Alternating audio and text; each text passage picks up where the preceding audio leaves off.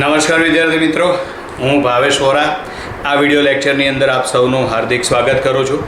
આપણે 12મા ધોરણમાં JEE નીટમાં unit 19 પૂરો કર્યો. યુનિટ 19 એટલે વિદ્યુત પ્રવાહની ચુંબકીય અસર. આ વિડિયો લેક્ચરથી આપણે યુનિટ નંબર 20ની શરૂઆત કરવાની છે.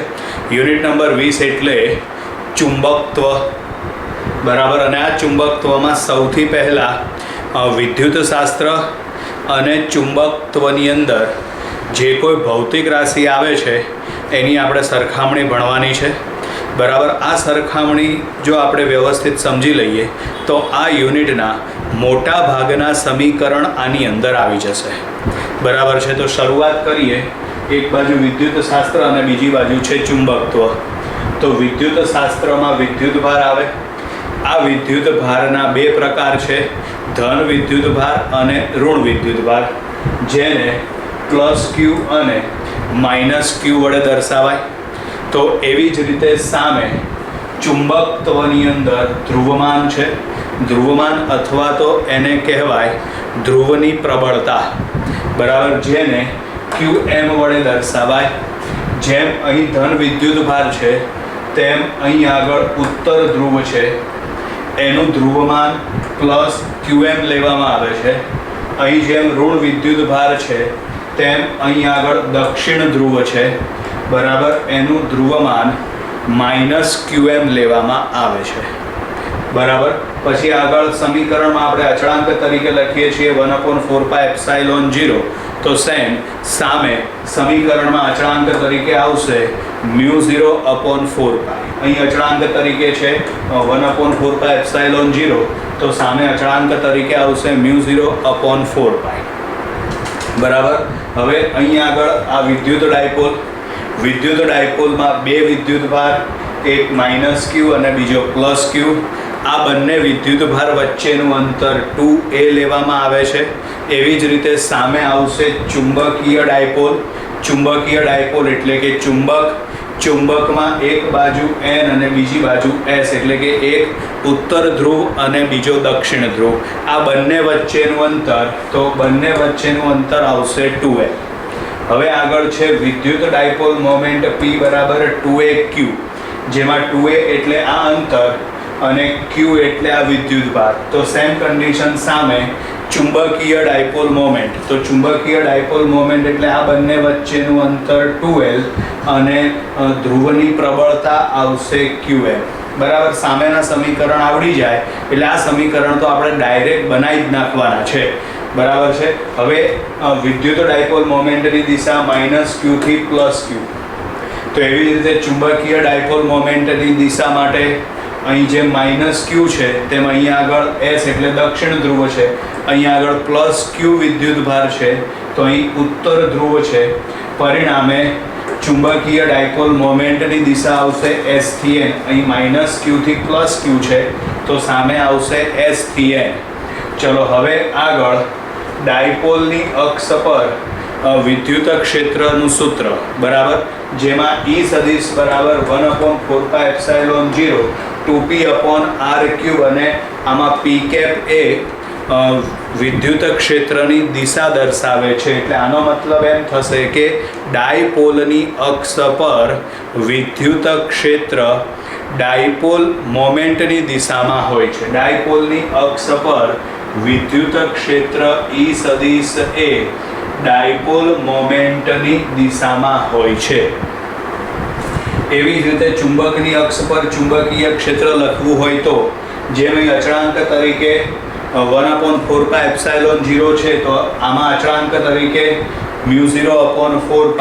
અહીંયા આગળ 2p, p એટલે વિદ્યુત ડાયપોલ મોમેન્ટ અને છેદમાં r², તો સામે આવશે 2m, m એટલે ચુંબકીય ડાયપોલ મોમેન્ટ /r³ અને દિશા દર્શાવવા માટે m કેપ. આના ઉપરથી કહી શકાય કે ચુંબકની અક્ષ પર મળતું ચુંબકીય ક્ષેત્ર, ચુંબકની અક્ષ પર મળતું ચુંબકીય ક્ષેત્ર એ ચુંબકીય ડાયપોલ મોમેન્ટની દિશામાં હોય છે, બરાબર. એટલે ચુંબકની અક્ષ પર ચુંબકીય ક્ષેત્રની દિશા અને ચુંબકીય ડાયપોલ મોમેન્ટની દિશા બંને એક જ, એટલે બંને વચ્ચેનો ખૂણો થીટા બરાબર શું આવશે? 0. ચલો હવે આગળ.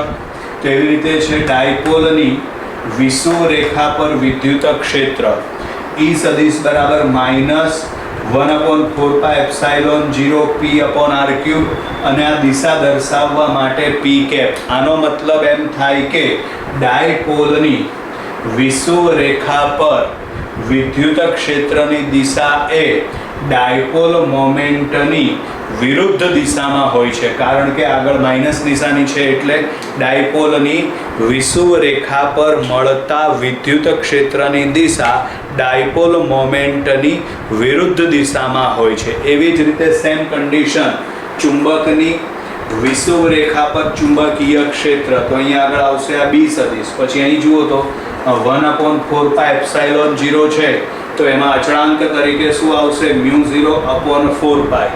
અહીં આગળ P એટલે વિદ્યુત ડાયપોલ મોમેન્ટ, તો સામે M એટલે ચુંબકીય ડાયપોલ મોમેન્ટ, R એટલે અંતર, તો અહીં R તો છે જ. અહીં દિશા દર્શાવવા માટે P કેપ, તો અહીં આગળ છે M કેપ. આના ઉપરથી એવું કહી શકાય કે ચુંબકની વિષુવ રેખા પર ચુંબકીય ક્ષેત્રની દિશા, ચુંબકની વિષુવ રેખા પર ચુંબકીય ક્ષેત્રની દિશા એ ચુંબકીય ડાયપોલ મોમેન્ટની વિરુદ્ધ દિશામાં હોય છે. ચુંબકીય ક્ષેત્રની દિશા ચુંબકીય ડાયપોલ મોમેન્ટની વિરુદ્ધ દિશામાં હોય છે. એટલે અક્ષ હોય તો શું યાદ રાખવાનું? વિદ્યુત ક્ષેત્ર હોય કે ચુંબકીય ક્ષેત્ર હોય એ ડાયપોલ મોમેન્ટની દિશામાં હશે. અને જો વિષુવ રેખા હોય તો શું યાદ રાખવાનું આવે? વિદ્યુત ક્ષેત્ર કે ચુંબકીય ક્ષેત્ર ડાયપોલ મોમેન્ટની વિરુદ્ધ દિશામાં હોય છે. ત્યાર પછી આગળ આવશે સમાન વિદ્યુત ક્ષેત્રમાં ડાયપોલ પર લાગતું ટોર્ક. સૂત્ર આવી ગયું છે આપણે, ટાઉ સદિશ બરાબર P સદિશ ક્રોસ E સદિશ. તો સામે આવશે સમાન ચુંબકીય ક્ષેત્રમાં ચુંબક પર લાગતું ટોર્ક બરાબર. જેમ અહીં P એટલે વિદ્યુત ડાયપોલ મોમેન્ટ છે, તો સામે M એટલે ચુંબકીય ડાયપોલ મોમેન્ટ આવે. અહીં E એટલે વિદ્યુત ક્ષેત્ર છે, તો સામે B એટલે ચુંબકીય ક્ષેત્ર આવે. તો સૂત્ર બનશે ટાઉ સદિશ બરાબર M સદિશ ક્રોસ B સદિશ બરાબર. સમાન વિદ્યુત ક્ષેત્રમાં ડાયપોલ પર લાગતું ટોર્ક ટાઉ સદિશ બરાબર P ક્રોસ E, અને સમાન ચુંબકીય ક્ષેત્રમાં ચુંબક પર લાગતું ટોર્ક ટાઉ સદિશ બરાબર M સદિશ ક્રોસ B સદિશ. પછી આગળ છે સમાન વિદ્યુત ક્ષેત્રમાં વિદ્યુત ડાયપોલની સ્થિતિ ઉર્જા. તો એની સ્થિતિ ઉર્જાનું સૂત્ર U બરાબર -P સદિશ ડોટ E સદિશ. તો એવી જ રીતે સમાન ચુંબકીય ક્ષેત્રમાં ચુંબકની સ્થિતિ ઉર્જા U બરાબર -M સદિશ ડોટ B સદિશ. સામે રિપ્લેસ જ કરવાના છે. અહીં વિદ્યુત ડાયપોલ મોમેન્ટ આવે તો અહીં ચુંબકીય ડાયપોલ મોમેન્ટ આવે. અહીં વિદ્યુત ક્ષેત્ર E આવે તો સામે ચુંબકીય ક્ષેત્ર B આવે. પછી આગળ સમાન વિદ્યુત ક્ષેત્રમાં વિદ્યુત ડાયપોલને θ1 થી θ2 કોણે લઈ જવા માટે કરવું પડતું કાર્ય W બરાબર PE cos θ1 cos θ2. તો સામે આવશે એવી જ રીતે ચુંબકીય ક્ષેત્રમાં ચુંબકને θ1 થી θ2 કોણે લઈ જવા માટે કરવું પડતું કાર્ય W બરાબર MB cos θ1 cos θ2. પછી આગળ છે ડાયપોલ માટેનો આવર્તકાળ. તો આવર્તકાળ T બરાબર 2π √I/PE. સામે ચુંબકનો આવર્તકાળ, તેમાં T બરાબર 2π √I/MB બરાબર. આમાં I એટલે જડત્વની ચાક માત્રા થશે. જડત્વની ચાક માત્રા લખવાની થશે I બરાબર ml²/12. કોના માટે? ચુંબક માટે. કારણ કે આપણે મોટા ભાગે કયો ચુંબક ભણવાનો આવશે? ગજિયો ચુંબક. ગજિયા ચુંબકને આપણે સળિયા તરીકે કન્સિડર કરી શકીએ. તો માટે જડત્વની ચાક માત્રા I બરાબર આવશે ml²/12. આ યાદ રાખજો, I બરાબર ml²/12. આગળ આની જરૂર પડશે. ચલો પછી આગળ છે ડાયપોલની આસપાસ થીટા માપના કોણે કોઈ બિંદુ આવેલું હોય તો ત્યાં વિદ્યુત ક્ષેત્રનું સૂત્ર E બરાબર 1/4πε0 p/r³ √3 cos square theta plus 1. આ સૂત્ર છે ને એ કોઈ પણ બિંદુ પાસે વિદ્યુત ક્ષેત્ર મેળવવાનું સૂત્ર છે. બરાબર. જેમ કે તમને પૂછાય કે અક્ષ માટે, તો અક્ષ માટે થીટા બરાબર શું લખવાનું આવશે? તો થીટા બરાબર 0 લખવાનું. તમને એવું પૂછાય કે વિષુવ રેખા માટે, તો વિષુવ રેખા માટે થીટા બરાબર શું લખવાનું? π/2. એટલે સૂત્ર જે ઉપર લખેલા છે ને એ મળી જાય. એટલે ડાયપોલની આસપાસ થીટા માપના કોણે આવેલા બિંદુ પાસે વિદ્યુત ક્ષેત્ર E સદિશ બરાબર 1/4πε0 p/r³ √3 cos square theta plus 1. તો સામે એવી જ રીતે ચુંબકની આસપાસ થીટા માપના કોણે ચુંબકીય ક્ષેત્ર શોધવાનું સૂત્ર, જેમ અહીં અચળાંક તરીકે શું છે? 1/4πε0. તો સામે શું આવે? μ0/4π. અહીં આગળ P એટલે વિદ્યુત ડાયપોલ મોમેન્ટ, તો સામે આવશે M એટલે ચુંબકીય ડાયપોલ મોમેન્ટ. R એટલે અંતર તો બંનેમાં છે. √3 cos સ્ક્વેર થીટા પ્લસ 1. તો આમાં √3 cos સ્ક્વેર થીટા પ્લસ 1. પછી આપણે ચેપ્ટર નંબર 1 માં વિદ્યુત બળ કુલમ્બનો નિયમ F બરાબર 1/4πε0 q1 q2/r². તો સામે ચુંબકીય બળ શોધવા માટેનું સૂત્ર, જેમ કે અહીંયા આગળ 1/4πε0 છે, એના બદલે શું લખીશું આપણે? μ0/4π q1 q2 v1 v2/r². કારણ કે ગતિમાન વિદ્યુત ભાર એ ચુંબકીય ક્ષેત્ર ઉત્પન્ન કરે છે. એટલે વિદ્યુત ભાર ગતિમાન અવસ્થામાં હોવો જોઈએ. એટલે v1 v2 એ શું લખવાનું છે? આપણે એનો વેગ લખવાનો છે. ચુંબકીય બળ F શોધવા માટેનું સૂત્ર μ0/4π q1 q2 v1 v2/r². બરાબર. એટલે આ કોષ્ટક છે ને એ આ યુનિટ માટેનું મોસ્ટ IMP ટોપિક છે. બરાબર છે. આ MCQ સોલ્વ કરવા માટે ખૂબ જ અગત્યનું કોષ્ટક છે. બરાબર. એટલે તમારે લોકોએ આ તૈયાર કરી નાખવાનું. બરાબર છે. નોટ્સની અંદર વ્યવસ્થિત ઉતારી દેવાનું. બરાબર વિદ્યાર્થી મિત્રો, બાય બાય.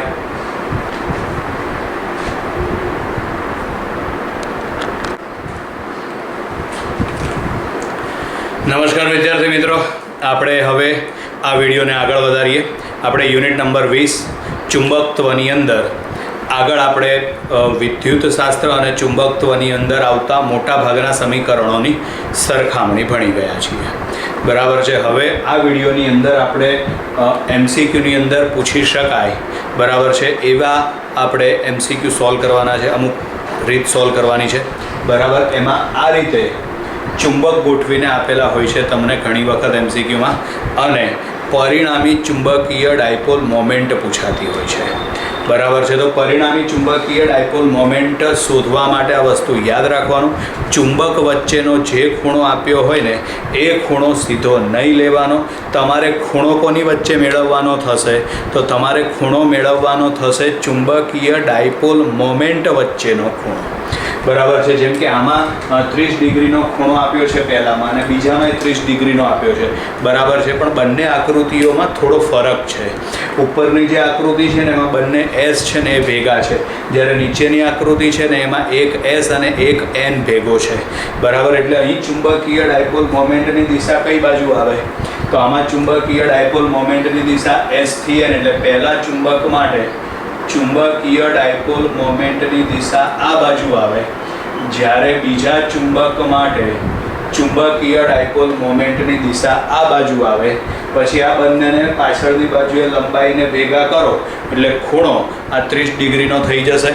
હવે એટલે M1 અને M2 આ બે ચુંબકીય ડાયપોલ મોમેન્ટ, આ M1 અને આ M2, એમની વચ્ચેનો ખૂણો કેટલા માપનો થયો? તેમની વચ્ચેનો ખૂણો છે ને એ 30 ડિગ્રીનો થયો. તો માટે પરિણામી ચુંબકીય ડાયપોલ મોમેન્ટ M' બરાબર વર્ગમૂળમાં સૂત્ર આવશે M1 plus M2 plus 2M1 M2 cos theta. ચલો થીટા બરાબર 30 મૂકી દો.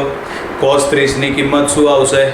તો cos 30ની કિંમત આવશે √3/2. બરાબર.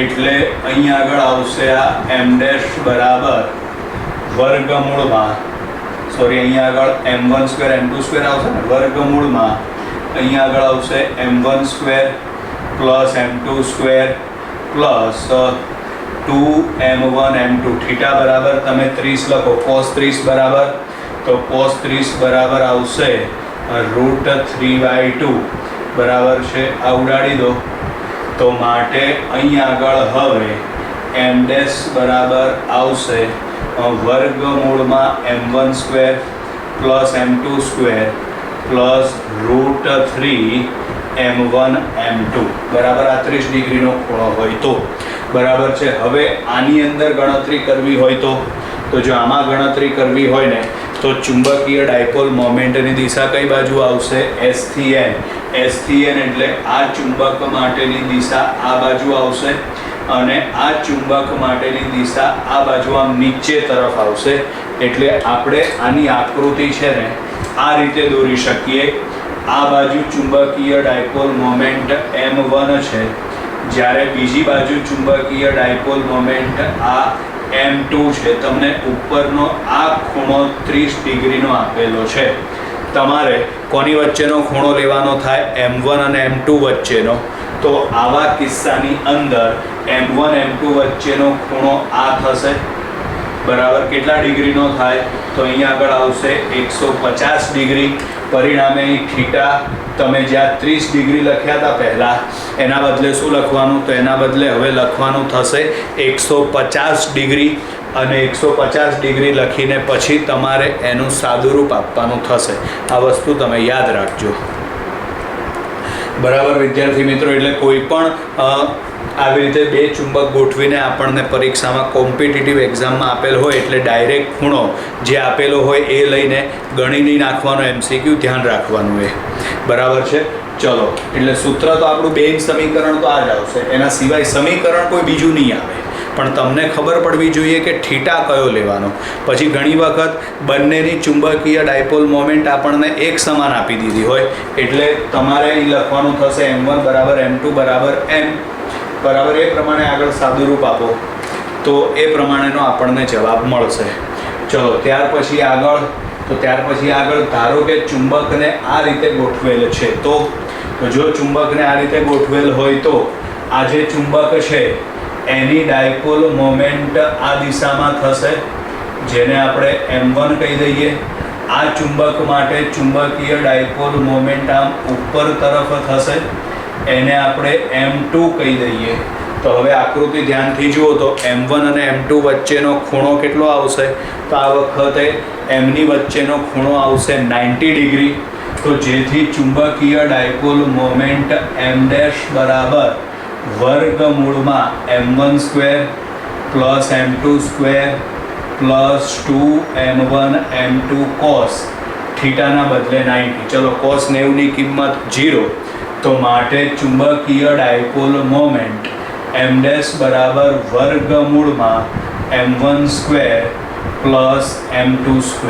હવે જો બંનેની ડાયપોલ મોમેન્ટ એક સરખી હોય તો એક સરખી હોય તો આમાં m1 બરાબર m2 બરાબર m તમે લખી નાખો અને સાદુરૂપ આપો તો m' બરાબર √2 m બરાબર √2 m. એટલે આ રીતે આપણે ચુંબક ગમે તે રીતે ગોઠવેલા હોય તો પણ ચુંબકીય ડાયપોલ મોમેન્ટ શોધી શકીએ છીએ. ચુંબકીય ડાયપોલ મોમેન્ટ આ રીતે ચુંબક ગોઠવ્યા હોય અને ચુંબકીય ડાયપોલ મોમેન્ટ શોધવાની કીધી હોય બરાબર તો સમીકરણ આ જ આવશે. એના સિવાય કોઈ બીજું સમીકરણ આવશે નહીં. પણ મેં આગળ કીધું એ પ્રમાણે ફરીથી રિપીટ કરું છું તમારે એનો થીટા ધ્યાનથી નક્કી કરવાનો થશે બરાબર.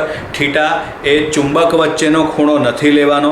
થીટા એ ચુંબકીય ડાયપોલ મોમેન્ટ વચ્ચેનો ખૂણો લેવાનો છે. કયો ખૂણો લેવાનો છે આપણે ચુંબકીય ડાયપોલ મોમેન્ટ વચ્ચેનો ખૂણો. ચલો હવે આવર્તકાળ અલગ અલગ કિસ્સામાં મેળવવા માટે બરાબર છે. જેમ કે આ ચુંબક હોય તો એમાં આવર્તકાળનું સૂત્ર છે T બરાબર 2π √I/MB બરાબર. જ્યાં I એટલે જડત્વની ચાક માત્રા અને M એટલે ચુંબકીય ડાયપોલ મોમેન્ટ. ધારો કે આ રીતે આ ચુંબકની ઉપર એક બીજું ચુંબક તમે ગોઠવો છો બરાબર છે. તો આમાં કઈ વસ્તુ બદલાશે આવર્તકાળમાં કઈ વસ્તુ બદલાશે? તો એક તો જડત્વની ચાક માત્રા I બદલાશે અને બીજું ચુંબકીય ડાયપોલ મોમેન્ટ M બદલાશે.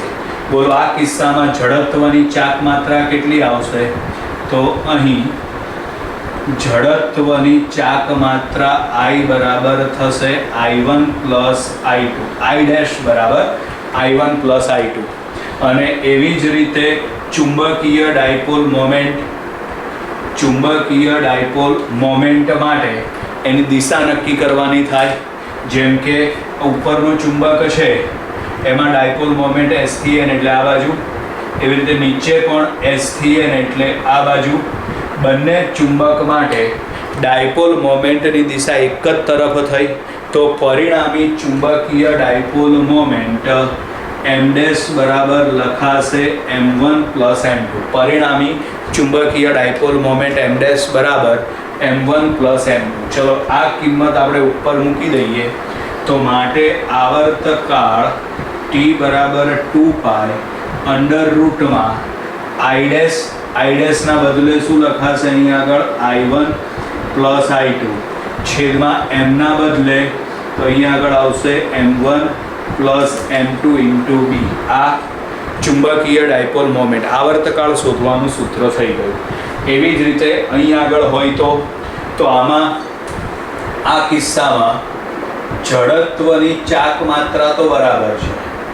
જડત્વની ચાક માત્રા I ડેશ બરાબર આવશે I1 પ્લસ I2 બરાબર.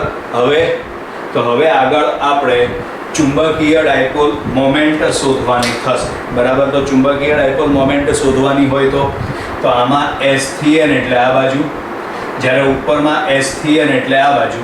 તો બંને ચુંબકીય ડાયપોલ મોમેન્ટની દિશા પરસ્પર વિરુદ્ધ થઈ અને પરસ્પર વિરુદ્ધ હોય તો બાદબાકી આવશે. તો માટે ચુંબકીય ડાયપોલ મોમેન્ટ M ડેશ બરાબર આવે M1 માઇનસ M2. તો માટે આવર્તકાળ T ડેશ બરાબર 2π અંડર રૂટમાં I1 પ્લસ I2 છેદમાં આવશે M1 minus M2 into B. આ આપણને આવર્તકાળ મળી ગયો.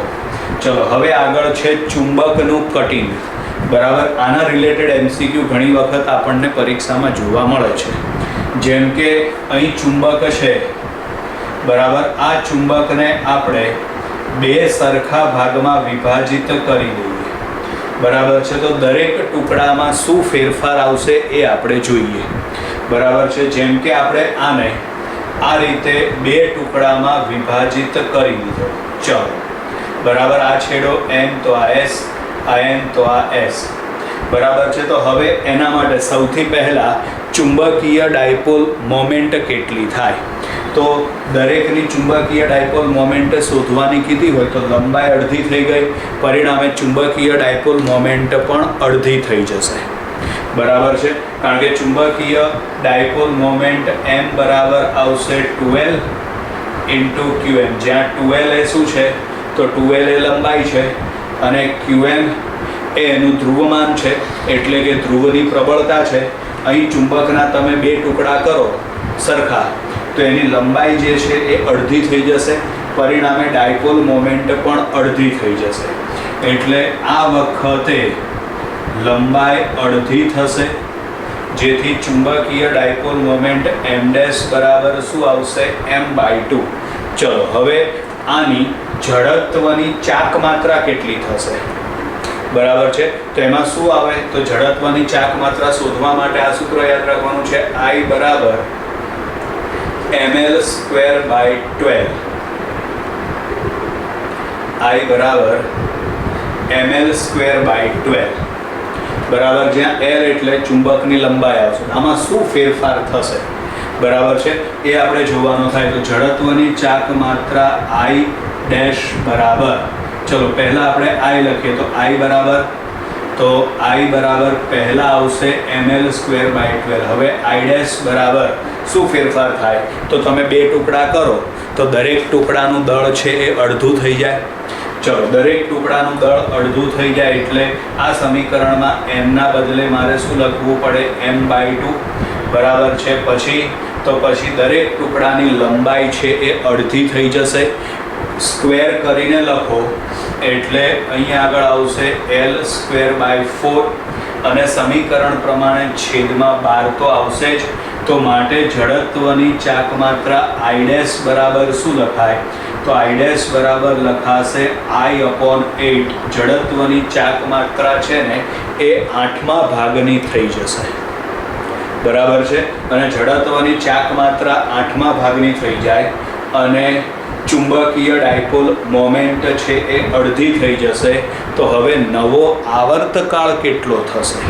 તો નવો આવર્તકાળ શોધવા માટે અહીંયા આગળ T' બરાબર 2π √I/MB આવે. તો અહીંયા આગળ લખવાનું થશે I' બરાબર આવશે I/8 છેદમાં M' ના બદલે M/2 ઇન્ટુ બી. 8 અને 2 ઉડાડી દો એટલે 4 વધે.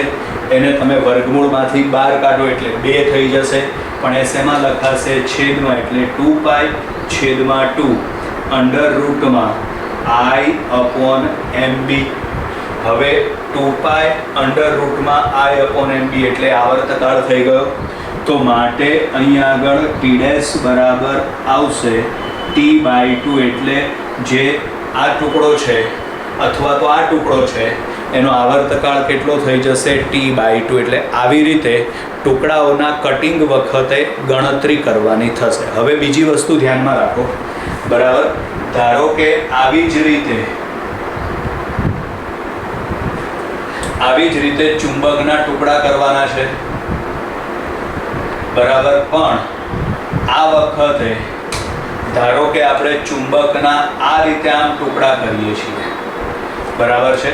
તો પરિસ્થિતિ શું આવે? તો આવર્તકાળ કેટલો આવશે? દરેક ટુકડાનો આવર્તકાળ. બરાબર. આ કિસ્સામાં દરેક ટુકડાનો આવર્તકાળ કેટલો? બરાબર. તો એના માટે અહીંયા આગળ આ N, S, N અને S. આ કિસ્સાની અંદર શું થશે? લંબાઈ નહીં બદલાય.